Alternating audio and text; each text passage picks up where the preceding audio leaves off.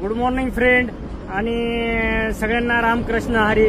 तर मित्रांनो, मी आज कालपासून काही लोकांना आणि काही कमेंट वाचल्या, काही लोकांशी बोललो मी, पत्रकार माझे मित्र आणि काही मीडियातील आणि काही वकील, काही पोलीस अधिकारी यांना मी यांच्याशी संवाद साधला, तेव्हा मला असं जाणवलं की आता पळून उपयोग होणार नाही।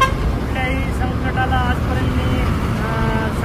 संकटाचा आजपर्यंत मी सामना केलेला आहे।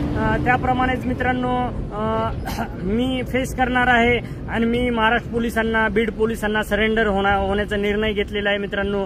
कारण सिस्टमच्या विरोधात जास्त दिवस लढता येत नाही हे मला जाणवलेलं आहे। तर मी लवकरच म्हणजे माझे दोन्ही मोबाईल आता चालू करणार आहे लगेचच 5-10 मिनिटानंतर। मला कॉल करू नका, मला त्रास होतो, मला मेसेज करा, मी प्रत्येकाचे मेसेज वाचतो आणि रिप्लाय देतो।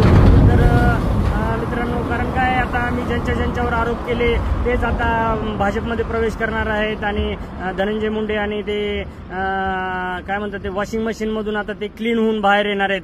तर ह्याच्यामध्ये बळी जाणार किंवा फक्त बळी जाणार तर माझाच जाणार आहे, मला माहिती आहे। माझ्या विरुद्धच गुन्हे दाखल होणार आहेत। आता तर एक झालाय, अजून 2-4 होतील।